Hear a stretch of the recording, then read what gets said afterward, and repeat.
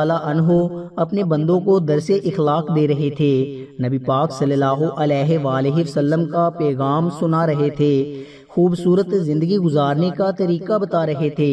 آپ رضی اللہ تعالیٰ عنہ نے ارشاد فرمایا، میں نے بیکاریوں کو بادشاہ بنتے دیکھا ہے، ایسے امیر جو نہ صرف دنیا کے امیر بلکہ دونوں جہانوں کے امیر بنتے دیکھا ہے۔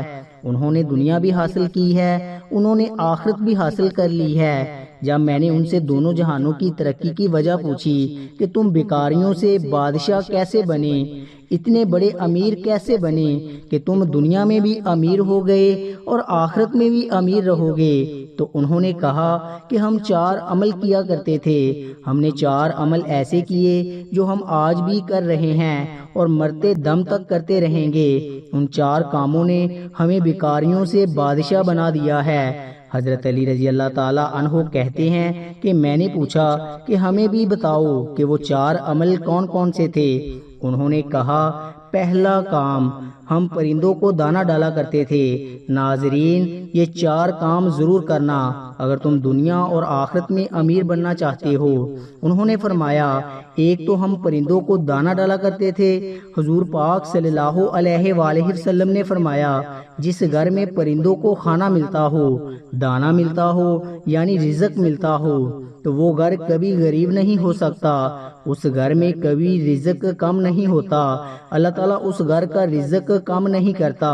جس گھر میں پرندے پلتے ہوں، پرندوں کو دانہ ملتا ہو، پرندوں کو پانی ملتا ہو، فرمایا جب پرندے تمہارے گھروں کے اوپر سے گزرتے ہیں اور کوئی پرندہ تمہارے گھر میں آئے یا کوئی جانور تمہارے گھر میں آئے تو فرمایا ان کے لیے اناج رکھا کرو اور دانہ ڈالا کرو، اور اگر کوئی پرندہ پیاسا ہے تو پانی پلایا کرو۔ اللہ تعالیٰ کو ایک مخلوق کا دوسری مخلوق پر احسان کرنے کا عمل بہت ہی زیادہ پسند ہے۔ جب ایک مخلوق کسی دوسری مخلوق کی بھوک مٹاتی ہے تو اللہ تعالیٰ کو یہ عمل بہت پسند آتا ہے کہ اللہ تعالیٰ فرشتوں میں بیٹھ کر مسکراتا ہے جب ایک مخلوق دوسری مخلوق کا احساس کرتی ہے۔ جب پرندے کسی گھر سے کھانا کھا کر یا دانہ کھا کر جاتے ہیں تو وہ اللہ تعالیٰ سے آپ کے لیے دعا کرتے ہیں۔ حضرت امام باقر رضی اللہ تعالیٰ عنہ کے صاحبزادے حضرت امام جعفر صادق رضی اللہ تعالیٰ عنہ فرماتے ہیں، جو انسان صبح اٹھتے ہیں یہ ایک عمل کرتا ہے تو اللہ تعالیٰ 3 فرشتے اس کے ساتھ لگا دیتا ہے، یعنی 3 فرشتوں کی ڈیوٹی لگ جاتی ہے، وہ صبح دوپہر شام اس کے ساتھ ہی رہتے ہیں۔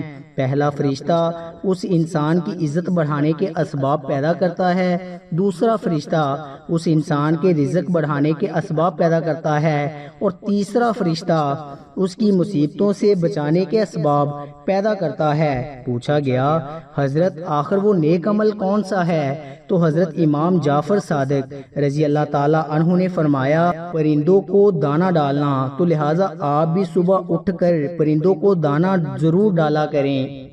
دوسرا کام، غریبوں کی مدد کرنا۔ جو شخص غریبوں کی مدد کیا کرتا ہے وہ زندگی میں کبھی غریب نہیں ہوتا۔ جناب اللہ، بندے کی عبادت اس کو اس مقام تک نہیں پہنچاتی جہاں غریبوں کی مدد پہنچاتی ہے، جہاں غریبوں کی خدمت پہنچاتی ہے۔ جب غریبوں کی خدمت کی بات آتی ہے تو میرے نبی پاک صلی اللہ علیہ وآلہ وسلم کے قدموں میں بیٹھنے والے سیدنا حضرت ابو بکر صدیق رضی اللہ تعالیٰ عنہ سے بڑھ کر اچھا حکمران دنیا میں کوئی نہیں آیا، اسی طرح سیدنا حضرت عمر فاروق رضی اللہ تعالیٰ عنہ سے بڑھ کر کوئی بادشاہ نہیں آیا، سخاوت میں حضرت سیدنا عثمان غنی رضی اللہ تعالیٰ عنہ سے بڑھ کر حکمران نہیں آیا، اور علمی فراست میں حضرت سیدنا علی المرتضی رضی اللہ تعالیٰ عنہ سے اچھا حکمران کوئی اس دنیا میں نہیں آیا۔ کوئی ایسا مشہور معروف بادشاہ نہیں گزرا 14 صدیاں گزرنے کے بعد بھی جس کے نام کے نعرے لگتے ہوں۔ تو غریبوں کی مدد کی جب بات آتی ہے تو کندھے پر بوریاں لاد لاد کے لے جاتے اور غریبوں کی مدد کیا کرتے تھے، غریبوں کو کھانا کھلایا کرتے تھے۔ ایک بدو تھا جس کی بیوی حاملہ تھی، بچے کی پیدائش کا وقت قریب ہے جبکہ گھر میں 1 روپیہ بھی نہیں ہے۔ اب یہ لوگ پریشان تھے کہ پیسہ ایک بھی نہیں ہے، جبکہ پیدائش کا وقت قریب ہے کہ ہمیں کچھ قرض دے دو، تو انہوں نے کچھ نہ دیا۔ بدو ذہن میں ایک ترکیب آئی کہ کیوں نہ میں مدینے چلا جاؤں، حضرت سیدنا عمر فاروق رضی اللہ تعالی عنہ کے پاس چلا جاؤں، ان کے سامنے جا کر فریاد کروں، عرض کروں، وہ میری ضرور مدد کریں گے۔ یہ دونوں اپنی بیوی حاملہ کو لے کر مدینے کی طرف جا رہا تھا۔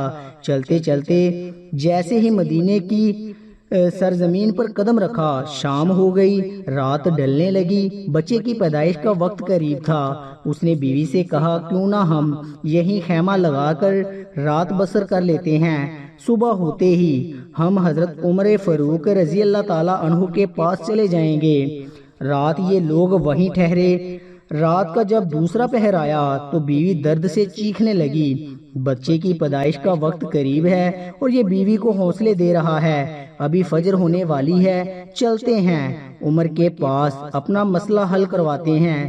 حضرت سیدنا عمر فاروق رضی اللہ تعالی عنہ کی یہ عادت تھی کہ آپ رات کے دوسرے پہر مدینے کی گلیوں میں گشت کیا کرتے تھے۔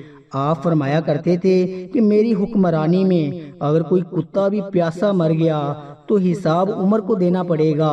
اس رات بھی حضرت عمر مدینے کی گلیوں میں گشت فرما رہے تھے۔ آپ نے دور سے دیکھا کہ خیمے میں آگ جل رہی ہے۔ آپ نے غلام کو بھیجا کہ جا کے دیکھو وہاں پہ کون بیٹھا ہے، رات کے اس پہر کوئی مسافر تو نہیں ہے۔ غلام اس کے پاس گیا، اس نے کہا میری بیوی حاملہ ہے، مجھے مدد کی اشد ضرورت ہے۔ غلام نے واپس آ کر حضرت عمر رضی اللہ تعالی عنہ کو ساری بات بتائی۔ اللہ اکبر! حضرت سیدنا عمر فاروق رضی اللہ تعالی عنہ دوڑ کر گئے، اپنی بیوی کو اٹھایا، کہا اٹھو، اگر تمہیں ثواب مل رہا ہو تو لینا چاہو گی، اگر تم نے نیکیاں مل رہی ہوں تو لینا چاہو گی؟ کہا کیوں نہیں حضرت؟ فرمایا اٹھو، میرے یار کی بیوی درد میں مبتلا ہے، میرے یار کی بیوی تکلیف میں مبتلا ہے اور تھوڑی دیر میں بچے کی پیدائش کا وقت آنے والا ہے، اٹھو اور تھوڑی دیر کے لیے دائی بن جاؤ۔ اس نے ضرورت کا سارا سامان اٹھایا اور سیدنا عمر فاروق سے کہنے لگی آپ تھوڑی سی لکڑیاں کندھے پر اٹھا لیں۔ آپ نے کندھے پر لکڑیاں اٹھائی ہوئی ہیں اور جا رہے ہیں۔